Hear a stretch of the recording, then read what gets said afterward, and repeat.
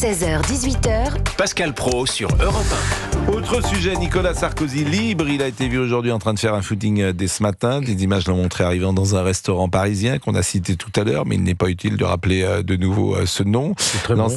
Non, alors justement, je viens de vérifier, la carte a changé. Et... Non, soyez gentils, Non, si vous voulez. Les meilleures plaisanteries sont les plus courtes. Non, mais c'est pas une plaisanterie. Bon, l'ancien chef de l'État a été libéré hier, vous le savez, de prison sous contrôle judiciaire. On en a parlé par la Cour d'appel de Paris. Cour d'appel qui lui a interdit d'entrer en contact, notamment avec le ministre de la Justice, Gérald Darmanin. Oui. Ah.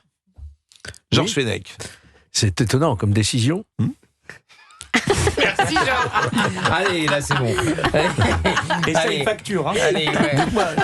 Oui. Ça va Non, mais là, faire les exécutions. hier, il a travaillé de la matinale jusqu'à 100% politique Genre, le soir. vous étiez Il est peut-être rincé, là il est temps d'aller faire la sieste. Est-ce que vous pouvez nous en dire plus Oui, Georges, ça ne nous ennuie pas, bien sûr. il peut. Est-ce que vous pouvez Ça Écoutez, coûtera plus cher. Est-ce que vous pouvez le dire Très honnêtement, c'est la réponse de la justice à la visite de M. Darmanin à M. Sarkozy. Mais est-ce que ça c'est convenable C'est le titre de l'AFP. Ils l'ont remis à sa place. Ils ont remis M. Darmanin, les juges ont remis à sa place M. Ils disent pas M. Darmanin dans le titre de la dépêche, ils disent Darmanin remis à sa place. Remis à sa place. On voit bien qu'il y a un conflit ouvert, mais ça date pas d'aujourd'hui. Mais là, ça prend vraiment une dimension inédite quand même, où on ose mettre le ministre de la Justice dans un contrôle judiciaire, ce qui par ailleurs me semble, en tout cas, être une atteinte à la séparation des pouvoirs. Le ministre fait ce qu'il veut. Imaginons, voilà, je vais vous dire une chose, imaginons une seconde que... C'est comme un diesel, ça met du temps à démarrer, mais quand ça démarre, ça fait des étincelles. Imaginons, je ne souhaite pas qu'il y ait un incident au contrôle judiciaire, qu'il décide tout à coup de réincarcérer M. Sarkozy. Le ministre ne pourrait plus aller le voir, ne pourrait plus assurer sa sécurité. Vous voyez ?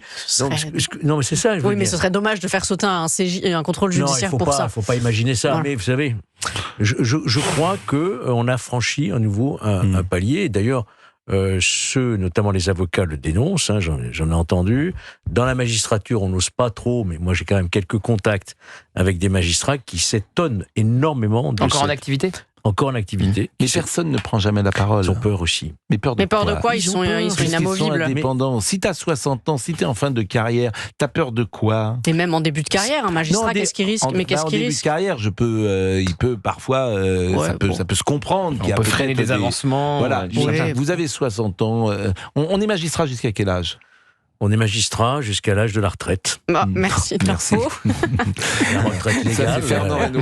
Un certain temps. Mais combien de temps cet élu met-il pour se refroidir? Un certain temps. Vous pouvez rempiler jusqu'à l'âge de 67 ans maximum. On peut durer jusqu'à 67 ans. Mais alors, ceux que vous connaissez, ils ont à peu près peut-être votre âge, donc ils pourraient peut-être Non, ce sont des magistrats qui sont en exercice actuellement. Ce sont des gens qui ont des responsabilités. Qui ont jugé Philippe Pétain. Non, pas du tout, je vous assure.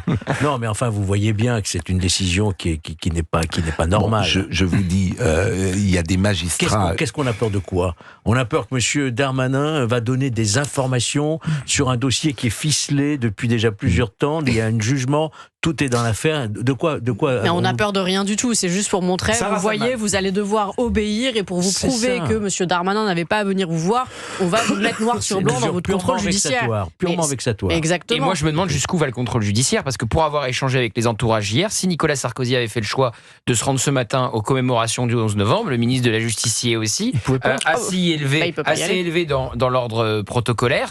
Comment ça se passe si un échange ne serait-ce qu'un regard? Vous aurez des collectifs d'avocats qui diraient violation du contrôle judiciaire. Ensemble.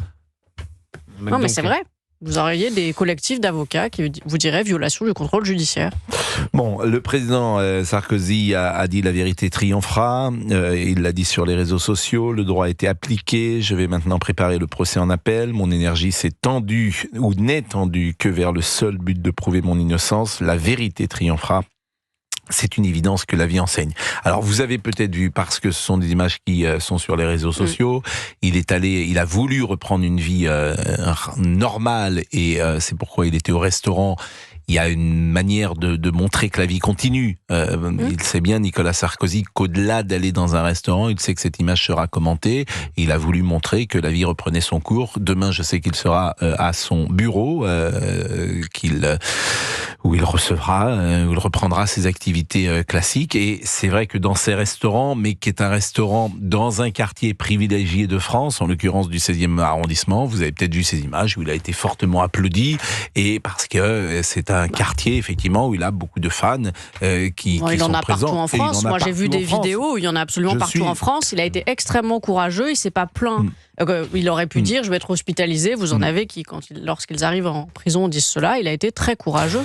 Vous avez parfaitement Mais il a fendu raison. quand même un peu l'armure, je trouve, hier, depuis la prison de la Santé où il était en visio. C'est-à-dire qu'il a dit que c'était un cauchemar. Il a remercié le personnel pénitentiaire, mais il a reconnu que c'était un cauchemar et que c'était une épreuve très dure. Il a reçu des menaces de mort. Et chacun a pu voir qu'il paraissait en forme, légèrement aminci, comme on peut l'être après un séjour de 20 jours. 16h57. C'est des synonymes en même temps. Nous marquons une pause. Vous êtes aminci, mais pas du. C'est de l'autre partie. Côté cervelet. Il fait une différence entre aminci et un maigri. Mais je trouvais aminci plus élégant. Oui, voilà. Mais un maigri, c'est plus fort. Et je trouvais que c'était plus adapté. Maintenant, vous avez préféré un autre adjectif que je ne reprendrai pas.